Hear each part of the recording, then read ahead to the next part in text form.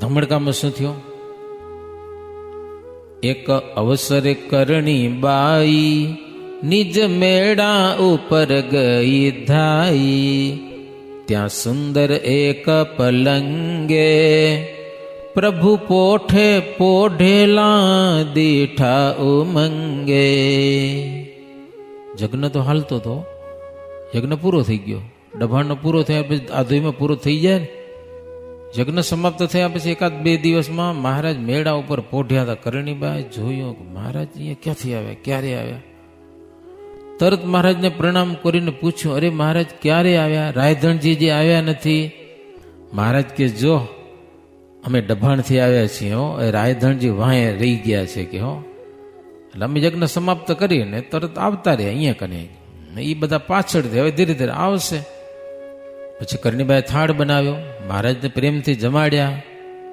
2 દિવસ મહારાજ રોકાણા પાછા આધોઈમાં. પછી મહારાજ કે રાયધણજી હજી આવ્યા નહીં, કે હવે અમે જઈ કે લો 2 દિવસ વાટ જોઈ પણ આવ્યા નહીં હજી, એટલે હવે અમે જઈએ કે સારું. એમ કરીને મહારાજ નીકળી ગયા. પછી 8-10 દિવસ પછી રાયધણજી આવ્યા. કરણીબાઈ કીધું કે તમે આટલા બધા મોડા કેમ પડ્યા? મહારાજ તો કીધી છે અહીંયા આવી ગયા હતા.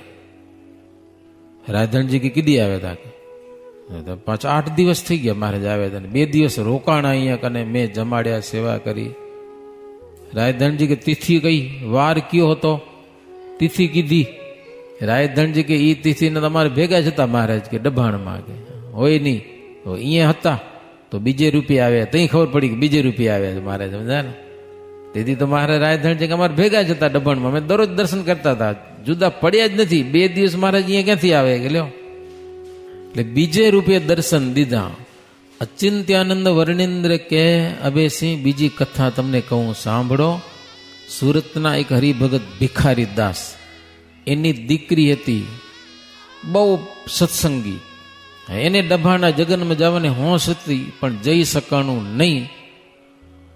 તો ઘરે બેઠા બેઠા એને ડભાણનો મારે જગન કર્યો ને, ઘરે બેઠા બેઠા દર્શન થયા. જો આ તો હાવ ઘરે બેઠા બેઠા હો, ટીવીની જેમ આખો જગન જોયો લો, ઘરે બેઠા બેઠા. બીજા વસો ગામના દાદા દવે હતા, એ ડભાણમાં આવ્યા હતા પણ ગરદી બહુ માણસો થઈ ગયા હતા. એની દીકરી હતી જમના કરીને, અને એક દીકરો હતો ઈશ્વર. આવડા ગરદીમાં કેમ જાવું કે સમજાય. એટલે એના બાપ કે તમે ઉતારે રહ્યો, અમે જઈ ક્યાંક ખોવાઈ જશો તો જડશો નહીં પાછા, સમજાય ને? તેના બાપ દર્શન કરવા ગયા, અને પૂર્ણાહુતિનો જ દિવસ હતો. તેથી માણસો તો બહુ આવી પડ્યા હતા ડભાણના જગનમાં. એના બાપે કીધું કે ભીડ ઓછી થાય પછી તમે મહારાજના દર્શન કરવા આવજો, હું જાઉં છું. એમ કરીને ગયા. તો અહીંયા તો ગયા, અને અહીંયા એને જમનાને ઉતારે બેઠા બેઠા મહારાજના દર્શન થયા હો. એ આરામથી દર્શન કર્યા.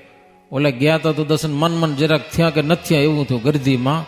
અને અહીંયા તો સવારથી કરીને જેટલી વાર હતા ને એટલી વાર સંપૂર્ણ મહારાજના દર્શન થયા. પછી એના બાપ ઉતારે આવ્યા. એ કે તમે ના આવ્યા દર્શન કરવા? તો અમે તો દર્શન કરી લીધા. અહીંયા બેઠા બેઠા અમને દર્શન થયા. તમે કેટલા દર્શન કર્યા? અમને તો આટલી વાર દર્શન થયા. એ કે અમને તો મહારાજ હવારતું ના થાય, જે લીલા કરીને બધી જોઈ. બોલો, ઉતારે બેઠા બેઠા સંપૂર્ણ દર્શન થયા અમને. ખુદ મહારાજ અમારી સાથે વાતચીત કરી ગયા, પૂછી ગયા. વળી 16નો સંઘ મળી, ચાલ્યો 16થી તે નીકળી. ભટ્ટ મુખ્ય તેમાં મયા રામ, 5 ગાઉ મૂક્યું નીજ ગામ. એ 16નો આખો સત્સંગ ભેગો થયો, ગામના બધા ભેગા થઈને. મયારામ ભટ્ટેમાં મુખ્ય તરીકે, પર્વતભાઈ પણ ભેડા. એ બધા મહારાજના દર્શન કરવા જવું હશે. નીકળ્યા. 5 ગાઉ હાલ્યા ને ત્યાં વનમાં શ્રીજી મહારાજ મળ્યા હો. મહારાજ મળ્યા, મહારાજના દર્શન કરવા જ આવતા હતા હો.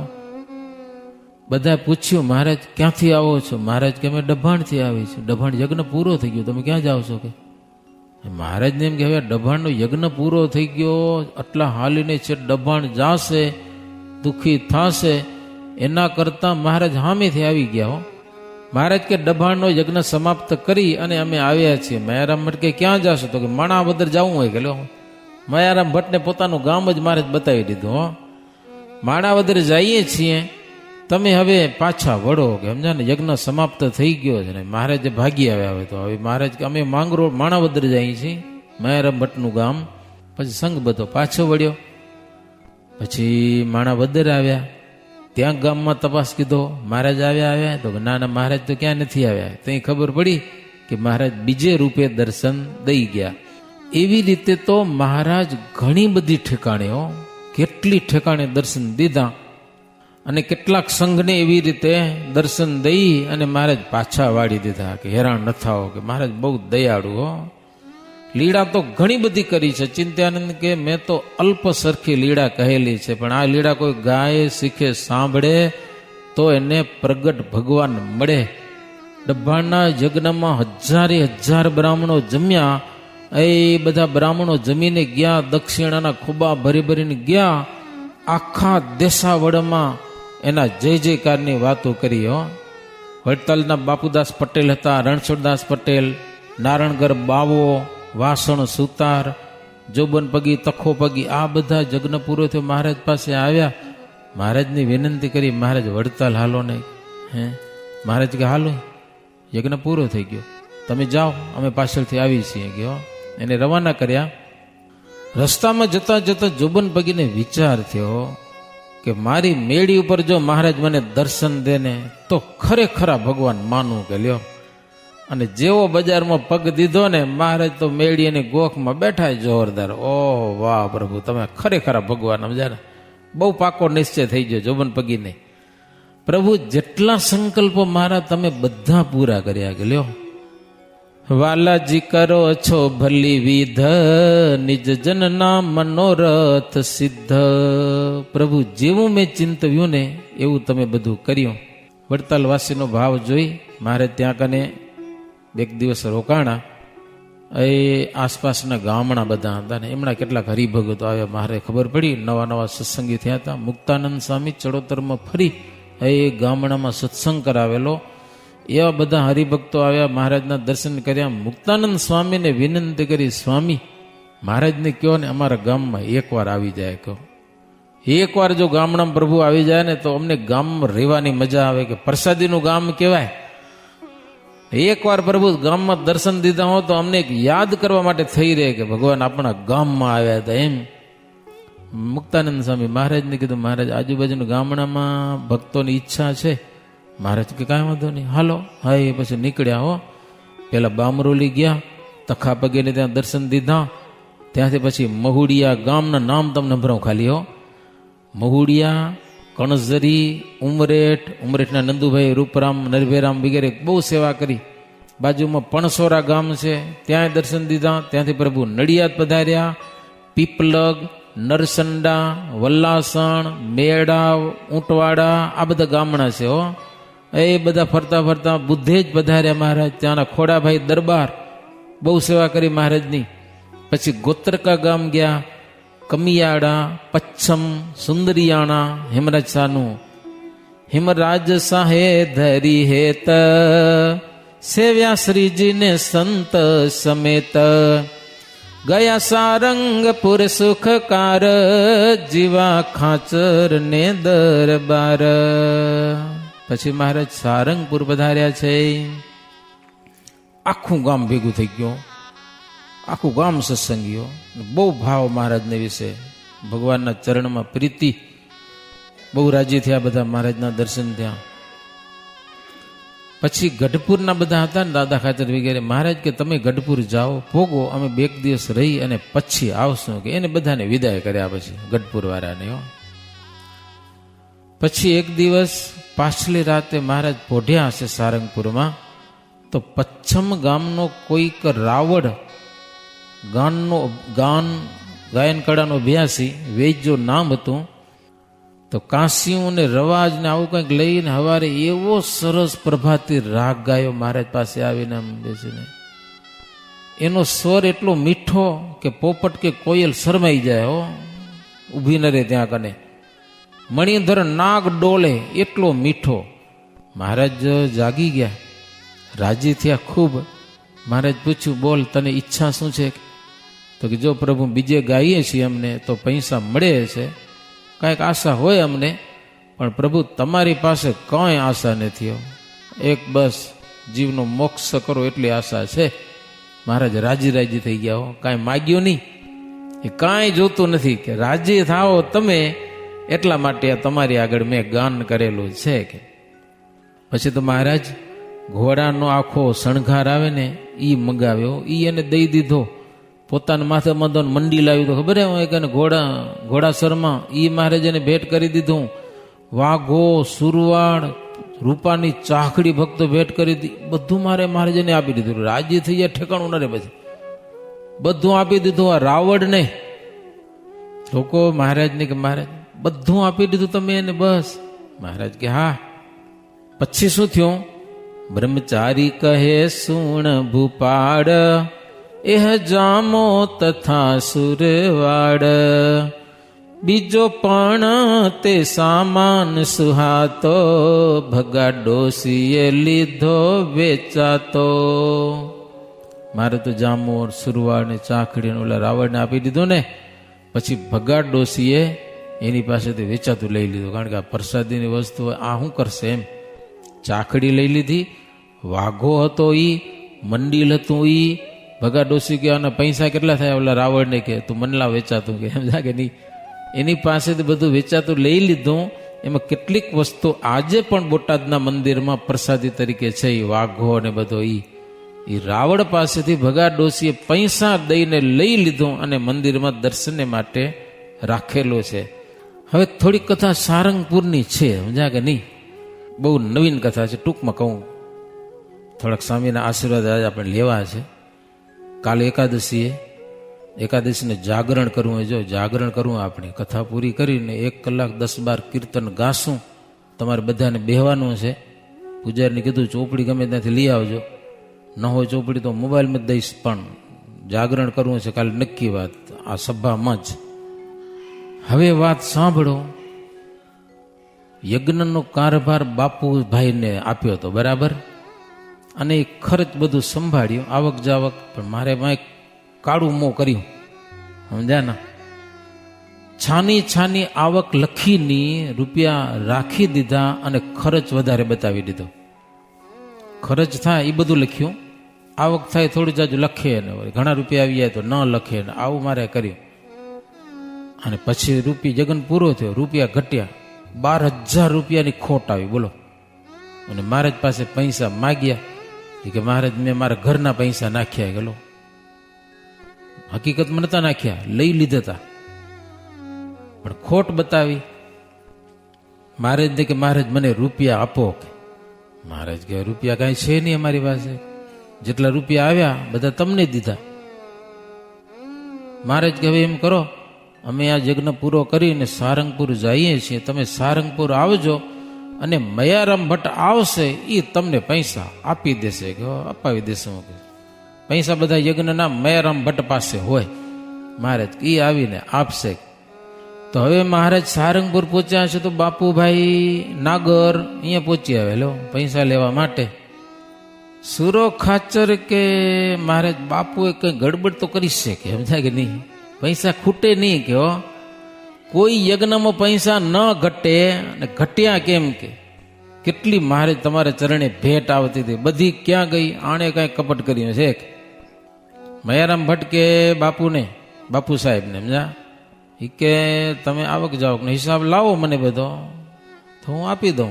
હિસાબ લાવો મને, એમને પૈસા ન મળે. કે મહારાજ કે એવડો દખો મૂકો ને હવે દઈ દો ને. મહારાજ એમ કે દખો ન જોઈએ ને. મયારામ ભટ્ટ તો બહુ આકર, સમજા ને. મયારામ ભટ્ટ કે મહારાજ પૈસા ખૂટે ની ખોટી વાટે હો. તો મહારાજ કે શું કરશો? મયારામ ભટ્ટ કે ગામો ગામ ફરીશ, બધા હરિભગત ને પૂછીશ, ડભાણ ગયા તા, કેટલીક ભેટ કરી હતી, બધું લખણ કરીશ, અને પછી ખર્ચ એનું જોઈશ. મહારાજ એ તો બહુ લાંબુ થઈ ગયા છે, એ ન કરાય. કે ને મહારાજ એ કે ના કરે, પૈસા આપી દો. મયારામ ભટ્ટ કે મહારાજ અટાણી નથી, કાલ સવારે દઈ દઈ. કાંઈ વાંધો નહીં, કાલે. બાપુભાઈને કે કાલે સવારે તમને પૈસા મળી જશે. ભલે. સુરા ખાચરે મનમાં વિચાર્યું, બાપુએ ધન લેવાનું ધાર્યું, એણે કપટ કર્યું હતી એવું, માટે એને એનું ફળ દેવું. મારો કપટ કર્યું છે અને સુરો ખાચર હોશિયાર બહુ, અને કાંઈક તો કરવું જ કેવો. પછી સભા બેઠી હતી, સુરો ખાચર આવીને બેસી ગયા, બાપુભાઈ આગળ બેઠા હતા, પ્રશ્ન ઉત્તર ચાલતા હતા. એમાં સુરા ખાચરે પ્રશ્ન પૂછ્યો બાપુભાઈને, મહારાજ મને બાપુભાઈને પ્રશ્ન પૂછ્યો છે. મહારાજ કે તો પ્રશ્ન ઉત્તર હાલે જ છે, જેને પ્રશ્ન પૂછ્યો હોય પૂછી તો વગર ના તો ન પાડાય. સુરા ખાચર બાપુભાઈને કે એક પ્રશ્ન પૂછું, દ્રોણાચાર્ય મોટા કે ભીષ્મ પિતા મોટા, શ્રેષ્ઠ કોણ કહેવાય? જોજો સુરા ખાચરને અક્કલ કેવી કામ કરે. એટલે બાપુભાઈ કે દ્રોણાચાર્ય મોટા કહેવાય કે સુરા ખાચર કે નહીં, ભીષ્મ પિતા મોટા કહેવાય. બાપુભાઈ કે ખીજાણા હો, બાપુભાઈ કે ભીષ્મ પિતા ગમે તેમ તો ક્ષત્રિય છે અને દ્રોણાચાર્ય બ્રાહ્મણ છે. ક્ષત્રિય તો બ્રાહ્મણના સેવક કહેવાય, માટે શ્રેષ્ઠ બ્રાહ્મણ કહેવાય, કે ક્ષત્રિય ના કહેવાય. અને બ્રાહ્મણ જ્ઞાન વૈરાગ્ય પૂરા હોય, ક્ષત્રિયને તો અભિમાન હોય પાછું, કે શેનું? રાજકાજનું. કે તો સુરો ખાચર કે તો પારખું લઈ જાય કે લ્યો કોણ શ્રેષ્ઠ કે. હા એ કે તું બ્રાહ્મણ અને હું ક્ષત્રિય, કે કોણ શ્રેષ્ઠ છે ખબર પડે હમણાં જ. કે સમજા ને? સુરો ખાચર કે તમે બ્રાહ્મણ, હું ક્ષત્રિય, કોણ માયામાં ફસાયેલો છે ખબર પડે. હું ફસાયેલો છું કે તું ફસાયેલો? એમ કીધું પછી તો હવે સમજા કે જવા દીધું. પછી સુરો ખાચર કે જો હું રાજપાટ બધું છોડી અને સાધુ થઈ જાઉં, અને તું કે ઘર ત્યાગી અને સંન્યાસી થાક, કોનાથી થવાય? બાપુ કે એલા સુરા રેવા દે, હું કદાચ મારાથી સંન્યાસી થવાશે ને તારાથી ઘર નહીં છૂટે. કે લ્યો હા નહીં છૂટે.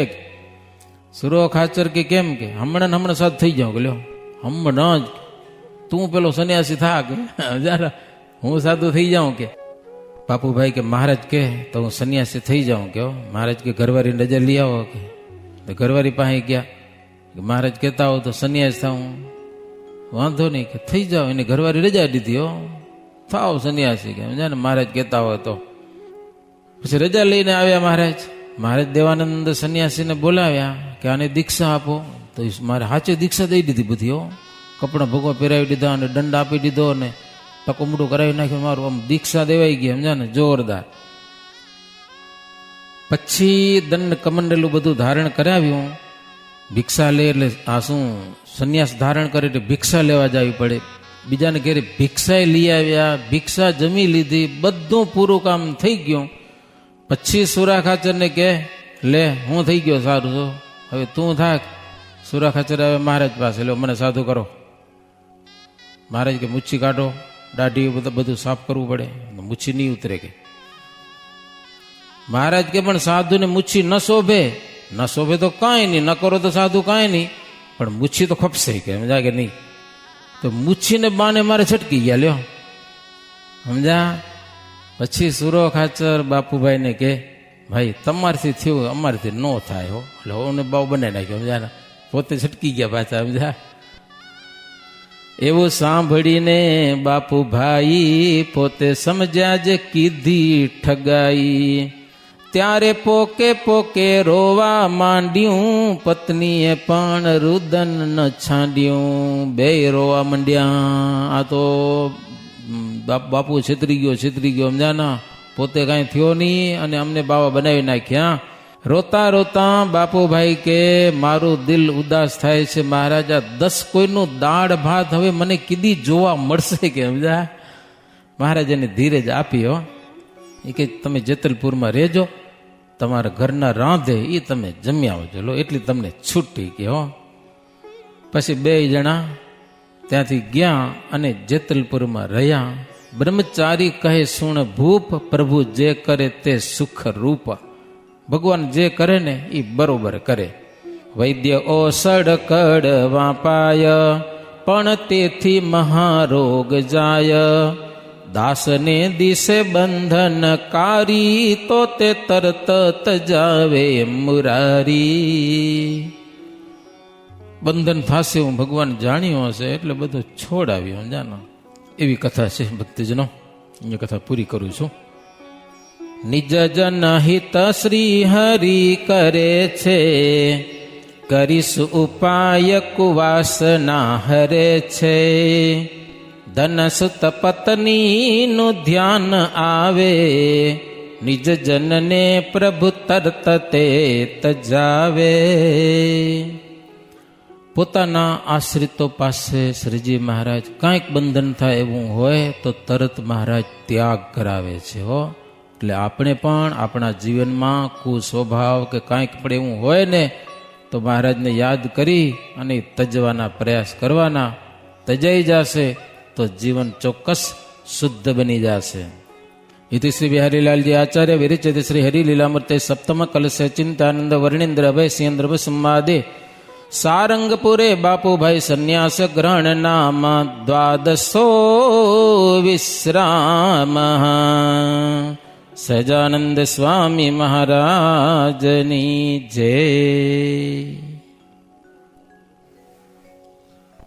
સૌરે ભક્તોને જય સ્વામિનારાયણ. જોબન વડતાલાની વાત આવી. લૂંટારો લૂંટવામાં પહેલો નંબર, સત્સંગ ઓળખાયો તેમાં પહેલો નંબર સત્સંગમાં એટલો મહિમા. અને ઘોડી ચોરા પોતે પ્રતિજ્ઞા લીધી પણ પોતે ચોરાઈ ગયો, સ્વામિનારાયણ આશ્રિત થઈ ગયો. પછી સમય જતાં જતાં એને ભગવાન સ્વામિનારાયણ મહિમા સમજાતો જ ગયો.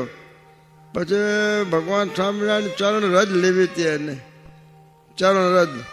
તે ગઢડે સેવામાં ગયો, અઠવાડિયું 15 દાડા રોકાણો પણ ચરણ રજ મળી નહીં. પછી શું કર્યું, મોયલી ચાલ ચાલુ કરી, લૂંટફાટની અને લકાડી મૂકવાની. તે મહારાજની મોજડી અને જે કાંઈ પગમાં પહેરવાનું હંતાડી દીધું, કોઈને જડે નહીં એમ. અને રોજ શું પગલા જોડી મોજડી પહેરીને હાલે. અને આને ખબર પ્રત્યક્ષ રજ લકાડી મૂકી એટલે હવાર મંડા ગોતવા એના સેવકો. મહારાજની મોજડી ન કા જોડો નો કા ચપ્પલ નો કાંઈ ન મળ્યું નહીં. મહારાજ કેમ હજી લાવતા નથી? અરે મહારાજ કેમ મળતું નથી, ક્યાંથી ગોતી? પછી જોબન પગે કે ગોતી નહીં મળે, મેં હંતાડીએ. પછી સંતો કે કેમ? તો મહારાજની ચરણ રજ મને લેવીએ. એ જો મોજડી હોય તો રોજ ચરણ રજ મળતી નથી એટલે લકાડી દીધી.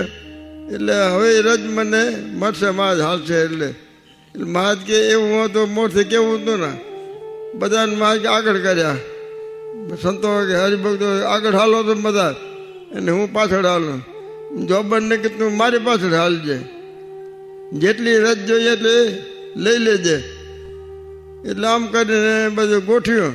અને પછી ત્યાં જોરી ભરી લીધી, જ્યાં પગલું તો ખંડી જોરી ભરતા આવે. પછી આ રજ લઈને પોતાને ગામ ગયા.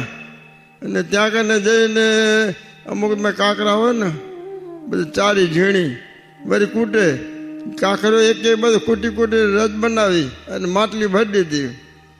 અને પછી એના ઘરનાને ભલામણ કરી કે હું જ્યારે જમવા બેસું ત્યારે આમાં ચપટી ભરીને મૂકવાની. એમ નહોતું કહ્યું જ્યાંથી રજ હલશે ત્યાંથી રહીશ ને પાછી દે મૂકી, એમ નહોતું કહ્યું. થોડી થોડી દે. એટલે ચપટી ભરીને રોજ દે. પછી આમ કરતા કરતા સમય જતા રજ તો ભાઈ ખૂટે ને, થાળીમાં રજ આવી નહીં. પૂછ્યું કે શું રજ ભૂલાઈ ગઈ છે કે કેમ? તો ના ના, ભૂલાણી તો નથી પણ રજ ખૂટી ગઈ. તો થાળી ઠેલી દીધી. હવે જમાશે નહીં, હવે અક્ષરધામમાં જમાશે. પછી આમ કરીને પોતાનો દેહ પણ 2-5 દી કે અઠવાડિયું રાખ્યો. પછી ધામમાં હાલે ગયા. અને મણકી ઘોડીએ પણ એ રીતે એ મહારાજ ધામમાં ગયા. પછી અઠવાડિયું રહી અને અન્નજળનો ત્યાગ કરી દીધો હતો ત્યારે ઘાસનો. અને એ પણ એમને એમ ભગવાનના ધામ સેવામાં ગઈ. તો કહેવાનું કે ભગવાનને જે આ લોકમાં જે ડાકવું હોય ને એ સમજણ થાય તો પણ એને મહિમા ઘણો સમજાઈ જાય. અને આપણે તો સત્સંગમાં ચાલ્યા જ કરે, પરંપરાનો. સમજણથી નથી થયો. બાપા આમ કરતા અને આપણે આમ કરવું જોઈએ, એટલે ચાલો ચીલા ચાલુ પરંપરાનો. જેને સમજણથી થાય ને, આજે પણ નવા સત્સંગ થાય ને સમજણથી, એને મહિમા હોય. તો એ મહિમા સ્ત્રોત જો ભજન ભક્તિ કરીએ તો ભગવાન આપણા ઉપર ખૂબ રાજી થાય, અને સત્સંગ વધતો ને વધતો જાય ને મહિમા સમજાતો જાય ને એ જ કરવાનું છે. ઈર્ષા દેખાયનો ત્યાગ કરી અને ભગવાન રાજી થાય સાધન કરવા. સહજાનંદ સ્વામી મહારાજ.